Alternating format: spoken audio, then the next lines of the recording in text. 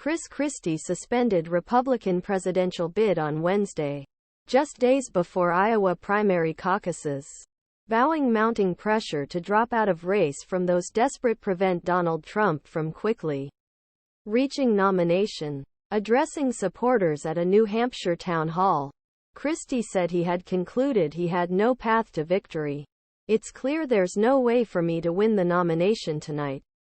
He made his decision as part of an effort to block Trump's re-election, adding, "My goal has never been simply to be a voice against the hatred, division, and selfishness that our party has become under Donald Trump, and that is more important than my personal ambitions," he said. Christie did not immediately support any of his rivals, whom he criticized throughout the campaign for not directly targeting Trump for fear of alienating his loyal supporters.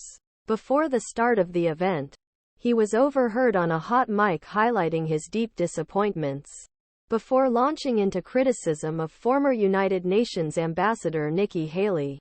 "He's going to smoke," she said in an audio broadcast on the campaign's livestream.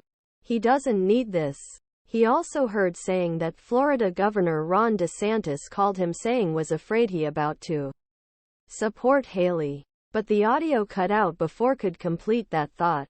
Haley responded with a statement calling Christie a friend of mine for years and praising him for a tough campaign. DeSantis posted on his old Twitter account, X, that he agreed with Christie about Haley smoking.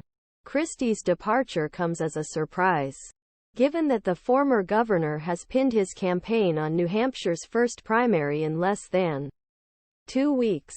As recently as Tuesday night, he had insisted he had no plans leave race, continuing to cast himself as only candidate willing tell truth and take on former president directly. "I am famous enough. The only reason to do this is to win," she added.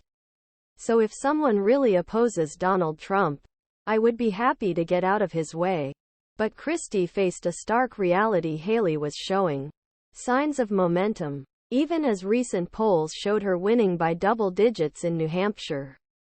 Chris Sununu and other anti-Trump Republicans were urging Christie to leave. They hope that large portion of her supporters will flock to Haley, who is seen as most moderate remaining candidate, giving her a chance to turn race into two-candidate contest with Trump, overwhelming favorite for nomination. The New Hampshire poll, which showed Christie at 12%, found that nearly two-thirds of his supporters would choose Haley as their second choice. Christie had run as the race's harshest critic of the former president, a GOP frontrunner.